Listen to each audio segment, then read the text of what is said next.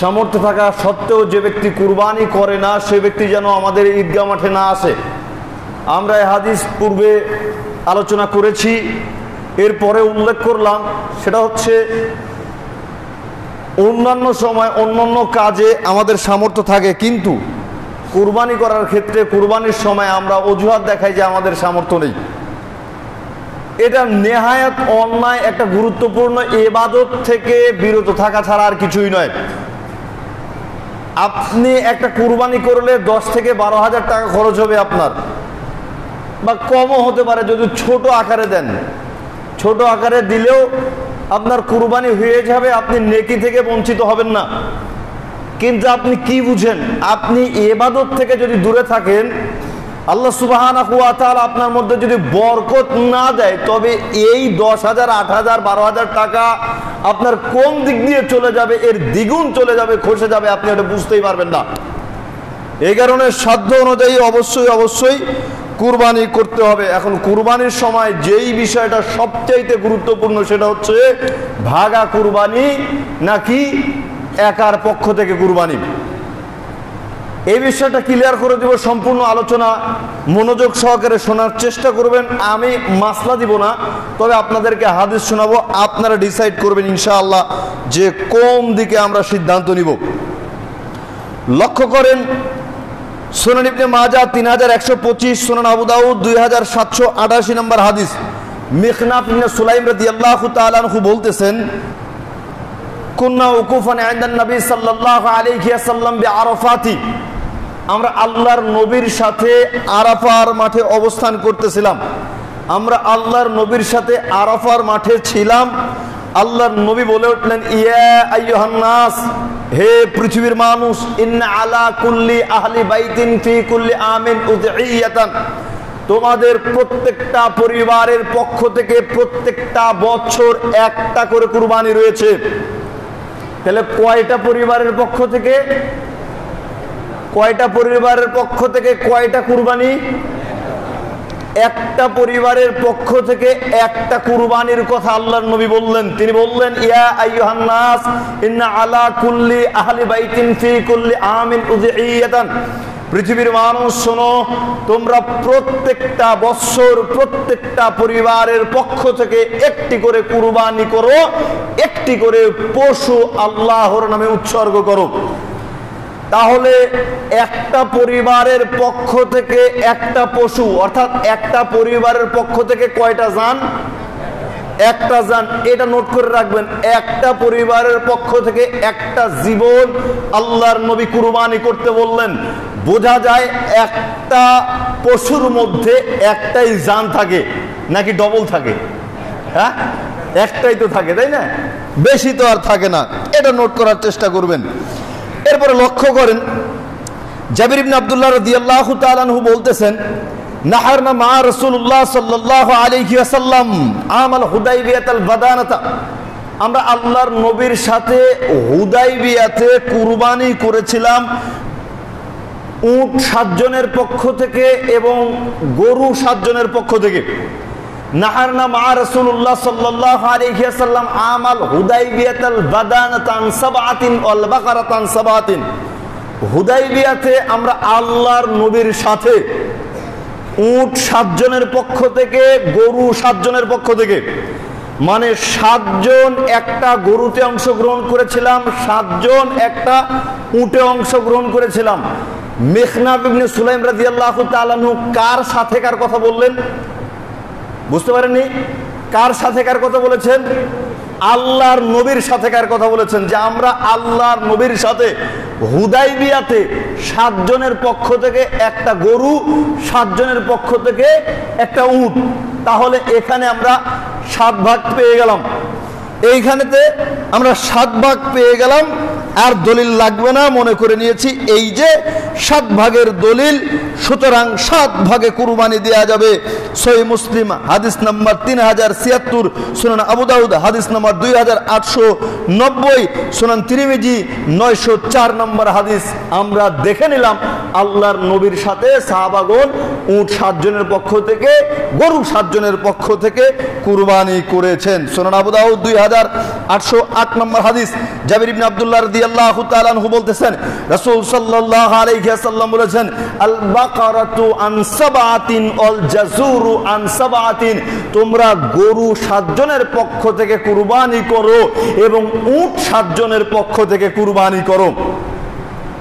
এখানে আমরা হাদিস পেয়ে গেলাম, আল্লাহর নবী বললেন তোমরা 7 জন করো, 7 জনের পক্ষ থেকে উট কুরবানি করো। হাদিস টসটসা পরিষ্কার, দিনের আলোর মতন স্বচ্ছ, দিনের আলোর মতন স্বচ্ছ, সুই ঢোকানোর কোনো জায়গা নেই। আর একটা গুরুত্বপূর্ণ হাদিস, হাসান বিন আলী রাদিয়াল্লাহু তাআলা আনহু বলতেছেন, আন্নাল মাসাজিদা মা নাজিদু ওয়া আন্নাত তাইয়্যিবা বিআজওয়াদি মা নাজিদু। আল্লাহর নবী আমাদেরকে নির্দেশ প্রদান করেছেন আমরা যেন ঈদের দিনে যথাসাধ্য সুন্দর পোশাক পরিধান করি। আমরা যেন ঈদের দিনে যথাসাধ্য সুন্দর পোশাক পরিধান করি। আল্লাহর নবী এই কথা যুবক তোমাকে বলে নাই যে তুমি ঈদের দিনে মেসির ছবিওয়ালা গেঞ্জি পরে ঈদগাহ মাঠে নামাজ পড়তে আসবে। আল্লাহর নবী বলেছেন সুন্দর পোশাক, তোমার নিকটে যেটা মার্জিত ভদ্র সুন্দর পোশাক মনে হয়, এই সুন্দর পোশাক পরে তুমি ঈদগাহ মাঠে আসবে, এটা আল্লাহর নবী নির্দেশ প্রদান করেছেন। এরপরে কি বলেছেন, আমরা যেন যথাসাধ্য সুগন্ধি ব্যবহার করি, আমরা যেন যথাসাধ্য সুগন্ধি ব্যবহার করি। আজকাল আমরা সুগন্ধি ব্যবহার করে ভুলে গিয়েছি, আতর ব্যবহার করতে চাই না। আমরা যাই বা 2-1 যে স্প্রে গুলো ব্যবহার করি, যেই সুগন্ধগুলো ব্যবহার করি, অ্যালকোহল এটা সেটা শুকরের চর্বি দিয়ে পরিপূর্ণ হারাম দ্রব্য আমরা ব্যবহার করছি। সুন্নাহ ভিত্তিক আল্লাহর নবী যেগুলো ব্যবহার করতে বলেছেন, যেই সুগন্ধি ব্যবহার করতে বলেছেন, আমরা এগুলো ব্যবহার করতে নারাজ, আমরা এগুলো ব্যবহার করতে চাই না, আমরা এগুলো ব্যবহার করতে চাই না। এই রে হায় কি দুর্গন্ধ। এরপরে আবার সিগারেট খোর যারা আছে এদের তো কাছে বসাই চলে না, মনে হয় ঈদের একেবারে সকালবেলার অনুভূতিটাই নষ্ট, ঠিক না ঠিক? ঈদের দিনের সকালবেলার অনুভূতিটাই নষ্ট। যদি একজন বিড়িখোরের নিকটে যদি প্রকৃত মুসল্লি বসে যায় তবে পরিস্থিতি এরকম হয়ে গিয়েছে। যা হোক বলছিলাম, আল্লাহর নবী বললেন তোমরা যথাসাধ্য সুন্দর পোশাক পরিধান করো, যথাসাধ্য সুগন্ধি ব্যবহার করো, বাড়িটা বা আসবাবপত্র যা কিছু আছে পরিষ্কার পরিচ্ছন্ন করো। ঈদকে কেন্দ্র করে যেন বোঝা যায় এখানে ঈদ, সবকিছু যেন জাঁকজমকপূর্ণ হয়ে গিয়েছে, পরিষ্কার পরিচ্ছন্ন হয়ে গিয়েছে। আর কিছু পরিষ্কার আমরা করি আর না করি, ঈদের 2 দিন আগে, কুরবানির 2 দিন আগে ফ্রিজ ঠিকই পরিষ্কার করে একেবারে ফাঁকা করে ফেলি। আর কাকু দিই আর না দিই, জবাই যখন করব, জবাই করার পরে আগে ফ্রিজের ড্রয়ার গুলো লোড করো, তারপরে দেখো মিসকিন এসেছে কিনা। আবার 2-1 মিসকিন যাইবা এসেছে, মিসকিনের হাতে হাড্ডি ধরিয়ে দিয়েছে, মিসকিন একবার হাড্ডির দিকে তাকায় আর কুরবানি দাতার দিকে তাকায়। কুরবানি দাতার দিকে তাকায়, মিসকিন চিন্তা করে হায় হায় হায় এত পশু এখনো আছে, কুরবানিটা করেছে কাকে? আপনাকে দেখলে যেন এমনটাই মনে হয় আপনি যখন কুরবানির গোশতটা বিতরণ করেন, মিসকিনের হাতে দিয়ে দেন, তখন মিসকিন হাতে নিয়ে চিন্তা করে এটা কার গোশত আমাকে দিল, আমি তো দেখতে পাচ্ছি পশু এখনো জিন্দা আছে। পরিস্থিতি যদি এমন হয় তবে আপনার কুরবানি আপনার পেট পর্যন্তই পৌঁছবে, আল্লাহ সুবহানাহু ওয়া তাআলার নিকট পর্যন্ত পৌঁছাবে না। কারণ আল্লাহ তাআলা বলতেছেন লা ইয়ানালাল্লাহু লুহুমুহা ওয়ালা দিমাউহা ওয়ালাকিন ইয়ানালাহুত তাকওয়া মিনকুম। তোমরা জেনে রাখো কুরবানির গোশত আল্লাহ তাআলার নিকটে পৌঁছে না, কুরবানির রক্ত আল্লাহ তাআলার নিকটে পৌঁছে না, পৌঁছে তোমাদের তাকওয়া, পৌঁছে তোমাদের আল্লাহ ভীতি। তাকওয়া যদি আল্লাহ সুবহানাহু ওয়া তাআলার নিকট পর্যন্ত না পৌঁছে তবে সেই কুরবানি দেয়া না দেয়া উভয় সমান।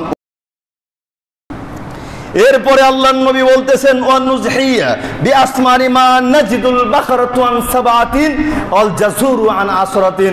আল্লাহর নবী আমাদেরকে নির্দেশ দিয়েছেন গরু 7 জনের পক্ষ থেকে এবং উট 10 জনের পক্ষ থেকে, গরু 7 জনের পক্ষ থেকে এবং উট 10 জনের পক্ষ থেকে।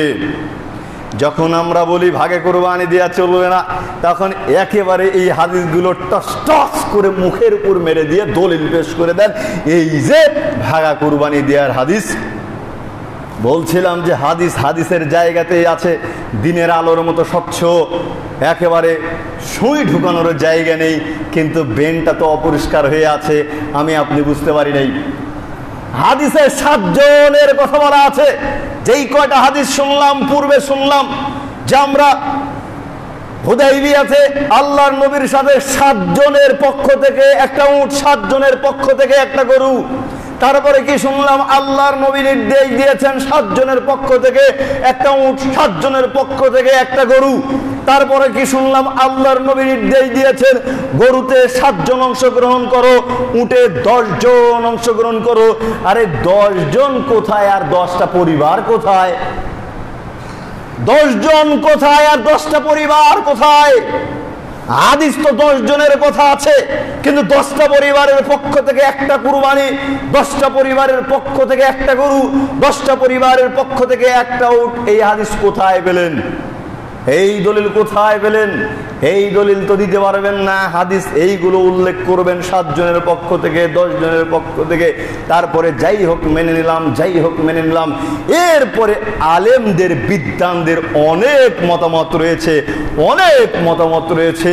এর মধ্যে একটা মতামত আপনার সামনে উল্লেখ করতেছি। মনে করেন যে 7 জন অংশগ্রহণ করেছেন একটা পশুতে, অথবা 10 জন অংশগ্রহণ করেছেন একটা পশুতে। 10 জনের একজন অথবা 7 জনের একজনের কোরবানি যদি কবুল না হয়, বাকি জনগুলোর একজনেরও কোরবানি কবুল হবে না। 6 জনের কোরবানি গৃহীত হচ্ছে আমল হিসেব করলে, আখলাক, চরিত্র, উপার্জন দেখলে বোঝা যায় যে 6 জনের কোরবানি গৃহীত হবে। কিন্তু একজনকে দেখা যাচ্ছে নামাজ পড়ে না, আর একজনকে দেখা যাচ্ছে সুদের সাথে সম্পৃক্ত, উপার্জন হারাম, উপার্জন হারাম। ওই একজনের কারণে বাকি ব্যক্তিগুলোর কারোই কুরবানি গৃহীত হবে না, কারোই কুরবানি গৃহীত হবে না। আপনি চিন্তা করেন আপনি কোনটা করতে যাবেন, আপনি কোনটা করতে যাবেন। ওই যে পূর্বে একটা নোট করতে বলেছিলাম, একটা পশুর মধ্যে জীবন থাকে কয়টা? একটা থাকে। যদি একটা পশুর মধ্যে জীবন একটাই থাকে, তবে আল্লাহর নবী বললেন, আইয়ুহান নাস ইন্না আলা কুল্লি আহলি বাইতিন ফি কুল্লি আমিন উযহিয়াতান, তোমাদের প্রত্যেকটা পরিবারের পক্ষ থেকে প্রত্যেকটা বৎসর একটা করে কুরবানি রয়েছে। আর একটা কুরবানির মধ্যে একটাই জীবন থাকে, একটাই জীবন থাকে, একটাই জীবন থাকে। 7 ভাগে কুরবানি করলেন 7টা পরিবারের পক্ষ থেকে। সব মেনে নিলাম, সব মেনে নিলাম। এবার আপনি দেখান তো একটা গরুর মধ্যে 7টা জীবন আছে কিনা, আপনি দেখান তো একটা উটের মধ্যে 7টা জীবন আছে কিনা, 10টা জীবন আছে কিনা। তাহলে একটা পশুর মধ্যে 7টা জীবন পাওয়া সম্ভব নয়, একটা উটের মধ্যে 10টা জীবন পাওয়া সম্ভব নয়। কেন আমরা এই সন্দেহের মধ্যে ঢুকে যাচ্ছি? কেন আমরা এই সন্দেহযুক্ত আমলের মধ্যে ঢুকে যাচ্ছি? ইব্রাহিম আলাইহিস সালাম কুরবানি করেছিলেন কয় ভাগে? ইব্রাহিম আলাইহিস সালাম ভাগে কুরবানি করেন নাই, একাই কুরবানি করেছিলেন, একাই কুরবানি করেছিলেন। আপনার টাকা কম আছে তাতে কোনো অসুবিধা নেই, এটা লোভ, এটা তাকওয়া দেখানোর আমল, তাকওয়া দেখানোর আমল। আপনার যতটুকু সামর্থ্য আছে আপনি ততটুকু সামর্থ্য অনুযায়ী আমল করার চেষ্টা করেন, কুরবানি করার চেষ্টা করেন। যদি দিতে না পারেন কোনো অসুবিধা নেই, কোনো সমস্যা নেই। দিতে না পারলে কোনো অসুবিধা নেই, কোনো প্রবলেমই নেই। এবারে লক্ষ্য করেন, উম্মে সালামা রাদিয়াল্লাহু তাআলা আনহু বলতেছেন, রাসূল সাল্লাল্লাহু আলাইহি ওয়াসাল্লাম বলেছেন, মান কানা লাহু যিবহুন ইয়াসবাহুহু ফাইদা উহিল্লা হিলালু যিল হিজ্জাতি ফালা ইয়াখুযান্না মিন শারিহি ওয়ালা মিন আসফারিহি শাইআন হাত্তা ইউদাহি। তোমাদের যাদের নিকটে কুরবানি করার পশু রয়েছে, কুরবানির সামর্থ্য রয়েছে, তারা যেন জিলহজ মাসের চাঁদ উদিত হওয়ার পর থেকে কুরবানি করার আগ পর্যন্ত চুল নখ কর্তন না করে, চুল নখ কর্তন না করে। আরে আমরা তো দেখেছি আমাদের দাদা দাদি ফুসলে ফাসলে অনেক ভাবে বলতো, ভাই নখ কেটো না, চুল কেটো না, ঈদের দিনে কুরবানি করার পরে তুমি তোমার আঙ্গুলগুলোকে, চুলগুলোকে, নখগুলোকে কুরবানি করবে, তবে তুমিও কুরবানির নেকি পাবে। এভাবে এভাবে আমাদেরকে উৎসাহ দেওয়া হতো। আজকের বাচ্চা কাচ্চা দূরের কথা, যুবকরাই বুঝে না, যুবকরাই জানে না এটা আবার কি আমল, কি আমল।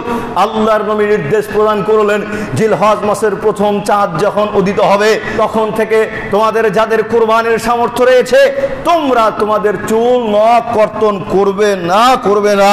কুরবানির দিন কুরবানি করার পরে তখন তোমরা এই চুল নখ কর্তন করবে।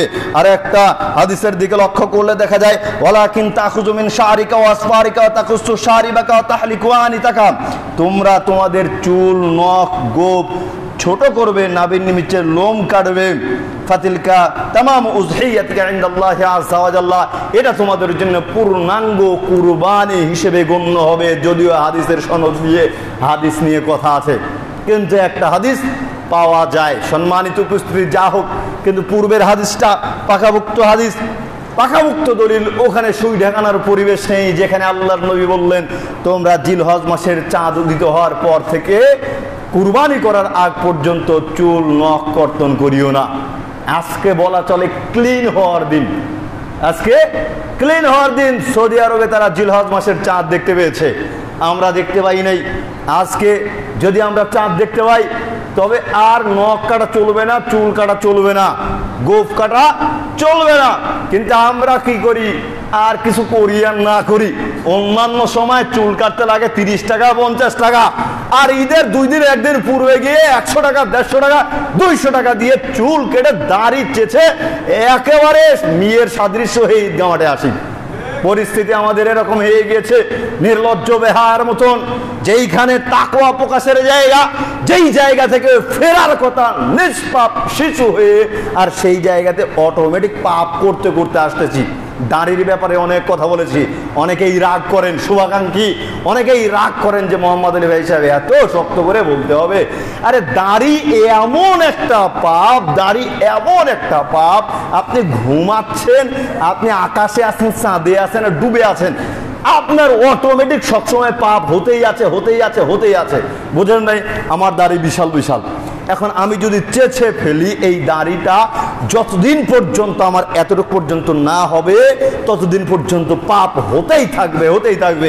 আর আপনাদেরকে বলেছি, মুসলমানদের প্রত্যেকটা অঙ্গে প্রত্যঙ্গের দাম তো আছেই, মর্যাদা আছে, বৈশিষ্ট্য আছে। এটা বিক্রি করা হারাম, এটা বিক্রি করা হারাম। দান করা যেতে পারে, বিক্রি পর্যন্ত করা চলবে না। আর এই সম্মানী মর্যাদাপূর্ণ একটা বৈশিষ্ট্য এই দাড়িকে প্রথমত অমুসলিমকে হাত দিতে দিয়েছেন, তারপরে কি করেছে, ময়লাযুক্ত এটা সেটা দিয়ে কেটেছে, চেঁচেছে, ফেলে দিয়েছে মাটিতে। হাজার হাজার মানুষ, ওই হাজার হাজার মানুষ ওই দাড়ি পায়ের তলে পিষে অপমানিত করতে করতে যাচ্ছে মুসলমানদের দাড়ির। আপনার একটু ইতস্তবোধ হয় না, আপনার একটুও লজ্জাবোধ হয় না? কোনোদিন বলছিলাম যে একটা গল্প শুনেছিলাম, হাদিস আকারে আমাদের উস্তাদ বলেছিল, যদিও হাদিস কিনা এ পর্যন্ত পাই নাই, এ পর্যন্ত পাই নাই। এক জিন একজন ব্যক্তিকে তাড়া করেছে, এক জিন একজন ব্যক্তিকে তাড়া করেছে, দৌড়াচ্ছে দৌড়াচ্ছে, পিছনে জিন ধাওয়া করেছে, আর ব্যক্তি আত্মরক্ষার জন্য দৌড়াচ্ছে। দৌড়াতে দৌড়াতে দৌড়াতে কি করেছে, মুসলমানদের একটা মেসোয়াকের উপরে পা পড়েছে। মুসলমানদের মেসোয়াকের উপরে পা পড়েছে। এই পা পড়ার সঙ্গে সঙ্গে এবারে জিন বলতেছে, যা তুই আজকে বাইচে গেলি, কারণ তুই মুসলমানদের মেসোয়াকের উপরে পা দিয়েছিস। মানে মুসলমানদের প্রত্যেকটা জিনিসের কি মর্যাদা, কি বৈশিষ্ট্য, এটা বোঝানোর জন্য উৎসাহ প্রদান করতো। আমাদের উস্তাদ একটা গল্প শুনিয়েছিলেন অনেক ছোট অবস্থাতে। সম্মানিত উপস্থিতি, তাহলে মূল কথা হচ্ছে প্রত্যেকটা অঙ্গ প্রত্যঙ্গের মর্যাদা রয়েছে, বৈশিষ্ট্য রয়েছে, এবং দাড়ি অন্যতম। দাড়ি সুন্নাত, ফরজ, ওয়াজিব। মৃত্যুর পরে যে সুন্নাতটি আপনার সাথে যাবে সেটা হচ্ছে দাড়ি। মৃত্যুর পরে আপনাকে কবর জগৎ থেকে যখন উঠানো হবে কিয়ামতের মাঠে, আপনার সাথে যেই সুন্নাত থাকবে সেটা হচ্ছে দাড়ি। একবার চিন্তা করেন তো, মুখে যদি দাড়ি না থাকে, এমন অবস্থায় যদি মৃত্যুবরণ করেন, উঠবেন যখন আল্লাহ সুবহানাহু ওয়া তাআলার সামনে যখন আপনি উপস্থিত হবেন, আপনার মুখে যদি দাড়ি না থাকে তবে আপনার পরিস্থিতি কি হবে, তবে আপনার পরিস্থিতি কি হবে আপনি চিন্তা করুন। আল্লাহ সুবহানাহু ওয়া তাআলা আমাদেরকে সঠিক বুঝ দান করুক। আল্লাহুম্মা আমিন। রাফি বিন খাদিজ রাদিয়াল্লাহু তাআলা আনহু কর্তৃক বর্ণিত রাসূল সাল্লাল্লাহু আলাইহি ওয়াসাল্লাম বলেছেন, আদিল আও আরানি মান হারাদ দামি ও যুকির রাসমুল্লাহ, যা খুন বহায়, রক্ত প্রবাহিত করে, যার উপরে আল্লাহর নাম উচ্চারণ করা হয় তা তোমরা খাও। যেটা রক্ত প্রবাহিত করে, মানে রক্ত প্রবাহিত করার মাধ্যমে হত্যা করা হয়, জবাই করা হয়, যার উপরে আল্লাহর নামকে উচ্চারণ করা হয়, সেটা থেকে তোমরা খাও, তোমরা ভক্ষণ করো। মাঝে মধ্যে আপনারা বাজার থেকে মুরগি ক্রয় করে নিয়ে আসেন। মুরগি ক্রয় করে নিয়ে আসতে গিয়ে কি করেন? ব্যস্ততা দেখিয়ে যে না না বাবা আমি এটা পারবো না, তুমি জবাই করে দাও, এরকম বলেন না? অনেকেই বলেন যে পারতেছি না, তুমি একটু কষ্ট করে হলেও জবাই করে দাও। তো আঞ্চলিক ভাষায় কথা আছে, মুইতে বেড়ায় পানি নেয় কিনা, আপনি তাকে দিয়ে দিয়েছেন মুরগি জবাই করতে, ও বিসমিল্লাহ বলে কিনা এটা আপনি চিন্তা করেননি। আবার যাচাই বাছাইয়ের প্রয়োজন মনে করেন না যে কার থেকে মুরগি কিনতেছেন, সে মুসলমান নাকি অমুসলিম। মুসলমান যদি না হয়, অমুসলিম যদি হয়, সে তার দেবতার নাম নিয়ে, সে তার দেবতার নাম নিয়ে জবাই করবে। আল্লাহ ব্যতীত অন্য কারো নাম নিয়ে যদি কোনো পশু জবাই করা হয়, তবে সেটা খাওয়া হারাম, সেটা খাওয়া হারাম। তাহলে কি করতে হবে? চেষ্টা করতে হবে নিজে জবাই করতে, না পারলে অন্তত বলতে হবে ভাই সাহেব দোয়া পড়ো, বিসমিল্লাহ বলে অন্তত জবাই করো। অন্তত দেখতে হবে ব্যক্তি মুসলমান নাকি অমুসলিম। যদি মুসলমান হয় জবাই করতে দিলেন, আর অমুসলিম হলে ক্রয় করে নিয়ে চলে আসলেন, অন্য জায়গায় এসে আপনি সেটাকে জবাই করে নিলেন, তাতে কোনো অসুবিধা নেই। এখন কুরবানির পশু জবাই করতে গিয়ে আমরা কি করি? কুরবানির পশু জবাই করতে গিয়ে আমরা যেই কাজটা করি সেটা হচ্ছে, কুরবানিকে যখন কাট করে, কুরবানির পশুকে যখন কাট করে শোয়ানো হয়, বিশাল একটা লম্বা চাকু নিয়ে ইমাম সাহেব অথবা যে জবাই করবে, এই জবাইকারী ব্যক্তি পশুর গলার উপরে ছুরি ফেলার পরে নাম নেয়, সলিমউদ্দিন, কলিমউদ্দিন, অমুক তমুকের নামে কুরবানি করা হচ্ছে। বলেন এরকম? অমুকের নামে, তমুকের নামে, সলিমউদ্দিনের নামে, কলিমউদ্দিনের নামে, মফিজউদ্দিনের নামে অমুক কুরবানিটু করা হলো। হায় হায় হায়, আফসোস আফসোস। যেখানে আল্লাহর নবী বললেন যা রক্ত প্রবাহিত করে, যার উপরে আল্লাহর নাম উচ্চারণ করা হয়, সেটা তোমরা খাও। তো এখানে তো সলিমউদ্দিন, কলিমউদ্দিন 7 জন 10 জনের নাম নেওয়া হলো, তার নামে কুরবানি করা হলো। এইটা আপনি কেমন করে খান? বলবেন মোহাম্মদ আলী ভাই সাহেব তাহলে কিভাবে করব? এইটা হচ্ছে লজিক্যালি একটা প্রশ্ন যে আমরা করবোটাকে আমাদেরকে শিখিয়ে দেন। ব্যাপার হলো, প্রথমত দোয়া পড়ে আপনি জবাই করবেন। কারো নাম যদি উচ্চারণ না করেন তাতে কোনো অসুবিধা নেই, কারণ হচ্ছে ইন্নামাল আমালু বিন্নিয়াত, প্রত্যেকটা কাজ নিয়তের উপরে নির্ভর করে। আপনার নিয়ত স্বচ্ছ থাকলে যেখানে হোক না কেন কুরবানি হয়ে যাবে, তাতে কোনো অসুবিধা নেই। এখন আপনি বলতে পারেন যে আমার এত টাকা দিয়ে আমি কুরবানি করতেছি, অমুক তমুক আমরা মিলেমিশে কুরবানি করতেছি, আমাদের নাম না নিলে কেমন হয়? নাম নেওয়ারও পদ্ধতি আছে। আপনি দোয়া পড়তে পারেন, বিসমিল্লাহ, বিসমিল্লাহ আল্লাহু আকবার, তাকাব্বালাল্লাহু মিন্না ওয়া মিনকুম, এই দোয়াগুলো পড়তে পারেন। অথবা আপনি দোয়া পড়তে পড়তে বলতে পারেন সলিমউদ্দিন, কলিমউদ্দিন, মফিজউদ্দিনের পক্ষ থেকে অমুক কুরবানিটা করা হলো। পার্থক্য বুঝতে পারতেছেন না? আগে কি বলেছেন? সলিমউদ্দিন, কলিমউদ্দিনের নামে অমুক কুরবানিটি করা হলো, কিন্তু পরে কি বলেছি? সলিমউদ্দিন, কলিমউদ্দিনের পক্ষ থেকে কুরবানি করা হলো। পক্ষ থেকে এক জিনিস আর নামে এক জিনিস। আমার নামে কুরবানি করা একটা জিনিস, আর আমার পক্ষ থেকে কুরবানি করা এক জিনিস। আমার পক্ষ থেকে মানে আমার পক্ষ থেকে আল্লাহর নামে কুরবানি করা হলো, আর আমার নামে আল্লাহর পক্ষ থেকে কুরবানি। নাউজুবিল্লাহ, আস্তাগফিরুল্লাহ। তাহলে এইখানে ভাষাগত ত্রুটির কারণে আমাদের কুরবানি কিন্তু নষ্ট হয়ে যেতে পারে। এ ব্যাপারে সাবধান এবং সতর্কতা অবলম্বন করুন।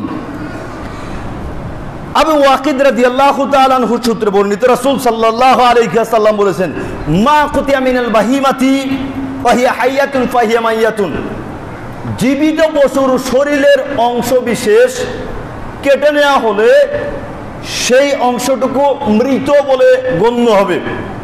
কোন জীবিত পশুর শরীর থেকে যদি এক অংশ কেটে নেওয়া হয়, সেই অংশটুকু মৃত বলে গণ্য করা হবে। ছোটবেলাতে গল্প শুনতাম কি জানেন, যে উটের এক সাইড থেকে মাঝে মধ্যে গোস্ত কেটে খেয়ে ফেলাতে হয়, গোস্ত কেটে খেয়ে ফেলা হয়, পরে আস্তে আস্তে আবার সেখানে গোস্ত দিয়ে পূরণ হয়ে যায়। একে গল্প একটা শুনতাম, বাস্তবতা জানি না বা বাস্তবতা ঠিক নেই, কিন্তু আমরা কয়েকটা বাস্তবে কাজ করে থাকি। সেই কাজগুলো কি?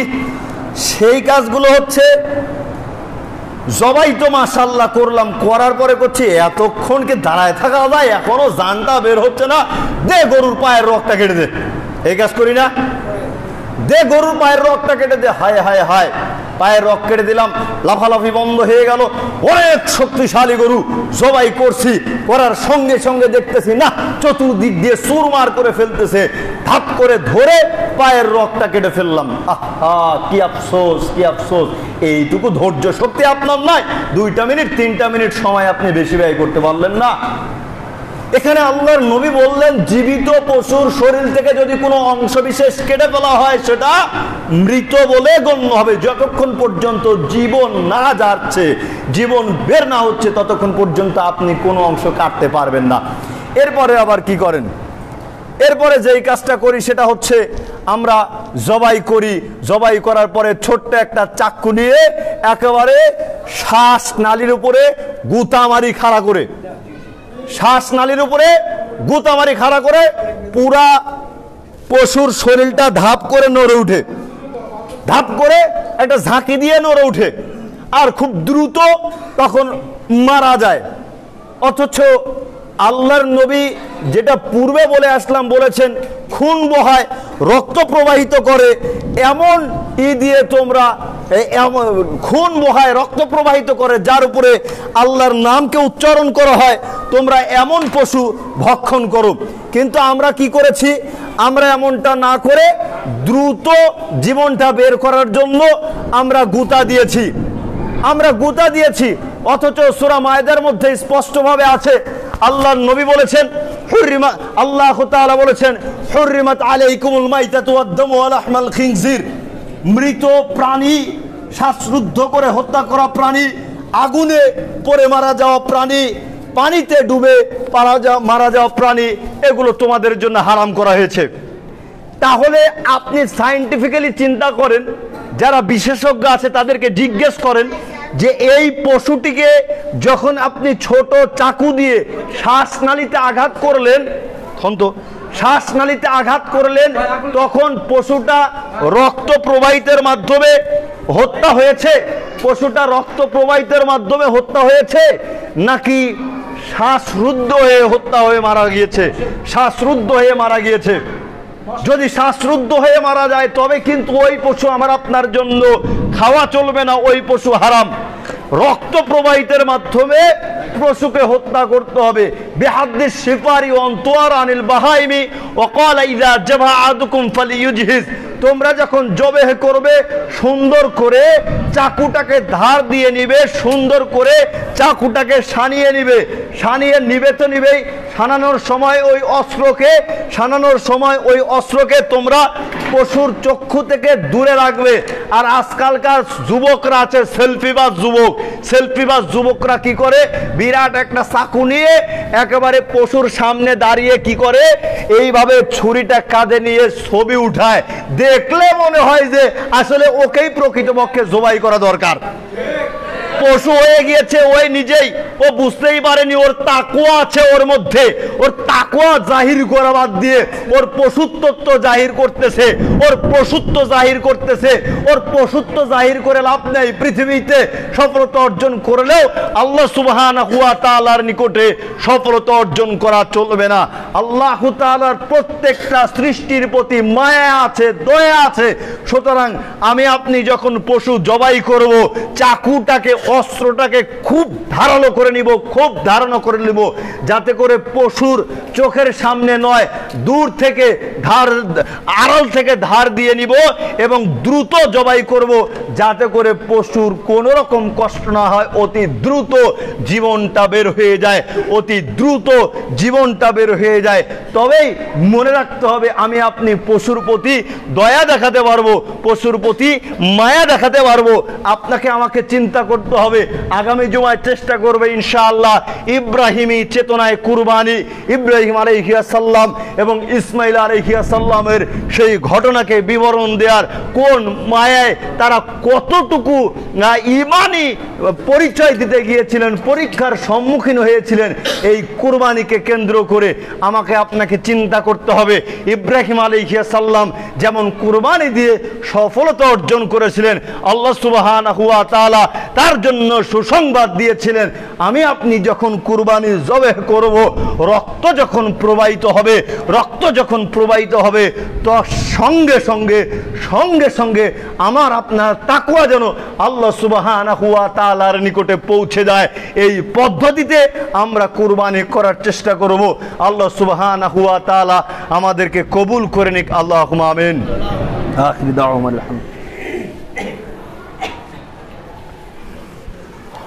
আলহামদুলিল্লাহি ওয়াহদা ওয়াস